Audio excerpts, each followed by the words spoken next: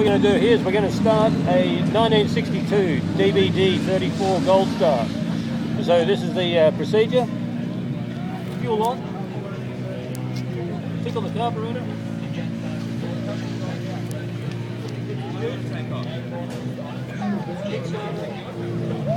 Advance and retard.